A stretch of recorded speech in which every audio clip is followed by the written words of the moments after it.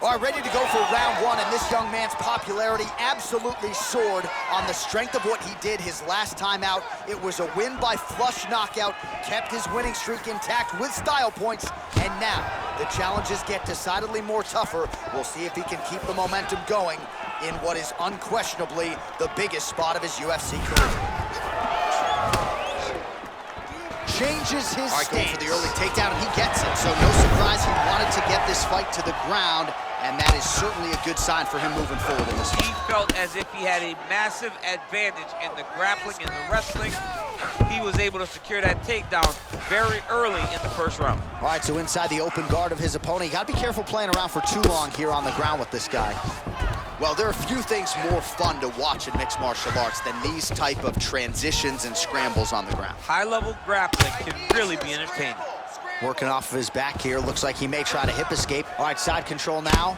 Crazy accuracy and efficiency with these ground and pound strikes here, and if you're the opponent, you got to intelligently defend or the referee's going to stop it. You got to defend, but you can see him now starting to gain posture, and the intensity at which he's throwing these ground strikes is starting to improve.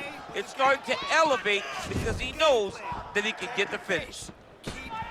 Big, powerful. Hey, finally gets the takedown. It wasn't for any lack of effort, but finally that shot was good enough to get his opponent out. I don't know how many times, John, I could have watched this guy shoot takedown attempts without securing one. It's almost like out of pity. You feel good for him to finally get it done. Now what does he do with this top control? You can really limit the mobility of your opponent with those leg kicks. Oh, he lands another takedown here, just doing a nice job not telegraphing his shot, clean entries. The Olympian's got to like what he sees. I mean, over and over, he gets to the legs before his opponent reacts. By beating him on the entry, now it's up to the opponent to keep up. But this guy's playing chess. His opponent's playing checkers. He's playing chess. He can't keep up once he gets to his legs. He's got to beat him defensively before he gets his hands locked around his legs or his body. All right, so he's got the body locked down here, DC, or so it appears. This is not a guy you want anywhere near your back. Back mount now. Under the neck. Oh, and now he flattens him out, DC. A couple hooks in. This could be trouble. Look at all that hip pressure he has into his opponent's back. Now he'll start to rain down brutal ground and pound. And you better intelligently defend here. This could be the beginning of the end. A lot of top pressure being applied here. Lands a strike now from the bottom. Nice work there by smiling Sam out. All right, he's very comfortable fighting off his back, DC. Now looks like he's trying to hip escape. Yeah, he's trying to hip escape or maybe look for a Kimura here. All right, closed guard now. You got to be careful, though. He's got a lot of submissions off his back. All right, let's take a look back at some of the replays from that. Did pretty good that round. All right, so the next round is underway. Will it be more of the same? And by that, I mean all of those strikes to the body. You got to think at some point the opposition is going to lower that guard or get finished. And that's exactly what he is hoping for. All those great body shots, all that damage he's putting on his opponent will force an opening up top where he will look to finish. All right, well, both fighters pretty comfortable on the ground, DC, but you got to be very careful hanging out here for too long if you're his opponent. Oh, he postured up there, gained some valuable separation. And now the ground and pound starts. All right, bottom fighter here, maybe looking to hip escape, DC. All right, he continues to bully his opponent here, really manhandling him on the ground. All right, side control now, DC. You know he's in his element on the ground. A lot of tricks up his sleeve. A lot of tricks. A lot of top pressure being applied here as he works out of side control. LaFleur gets back up, back into his comfort zone. Nice punch lands over the top. All right, so maybe he goes for another takedown here, and it's the setups too, right? He's not blindly shooting from the outside. Maybe he'll get him down again. He's doing a fantastic job of setting up his takedown. Back with that offering, DC, he is hurt. What a beautiful uppercut. It landed beautifully. Perfect placement on that shot.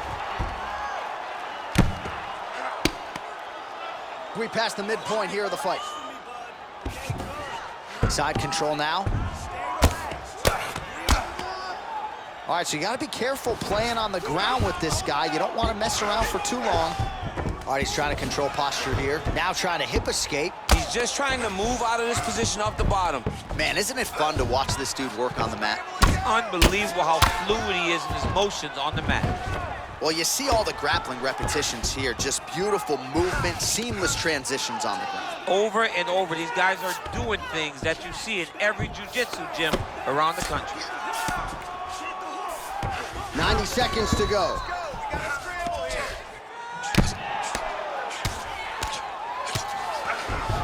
Bottom fighter trying to control posture, unable to do so. And now he's in a lot of danger. He's got to grab that head or he's going to get blasted.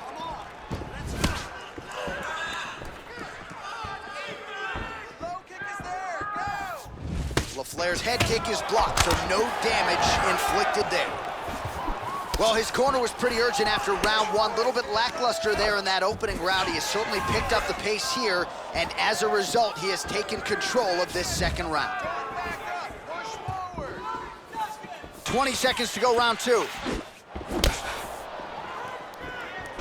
Oh, and he connects with a punch there, DC. You gotta like what you're seeing thus far. I mean, the speed at which he throws is crazy. Round three next.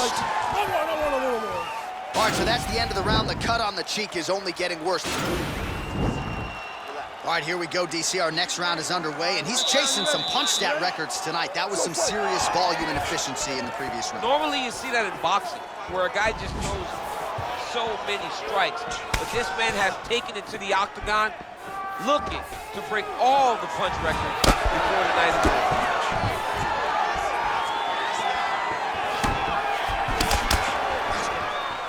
Well, not only has he stayed aggressive as he was in the previous round, landing a high volume of strikes, but he's also been efficient, not just with his strikes, but also with his body movement. Wow! He needs to start looking to finish now because he's got his opponent hurt very bad.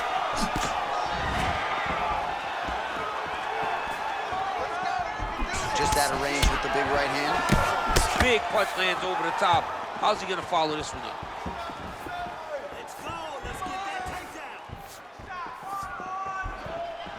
I mean, he's cutting down the size with these beautiful leg kicks. Checks that leg kick. All right, he engages in a single collar tie here. He lands a big knee to the body.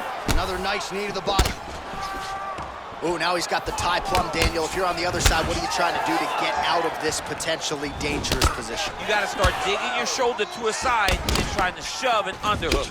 You cannot bend down to try to get out of Muay Thai clinch.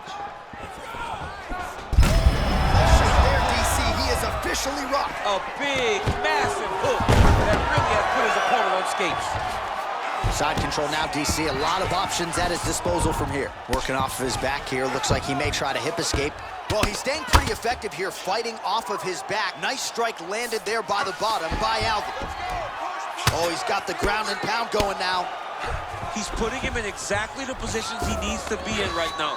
He's able to relax here. And he understands, being a veteran of so many fights, that as long as he's on top, he's winning. He feels like he's winning here. Misses again with a right punch. Nice.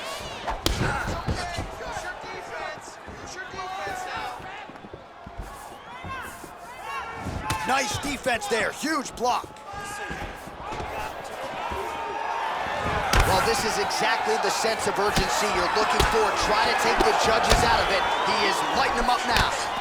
Oh, and he lands another punch there, and you can tell at this point, he is going right at that cut on his opponent. Right at the cut. Oh, useful trip right there to get the takedown out of the clinch. Oh, look at him jumping in to try to get the finish. Timing his shots pretty well here early, DC. He's doing a great job of mixing things up, keeping busy, being very accurate. Oh, nice job here staying busy off of his back. Nice offense from the bottom.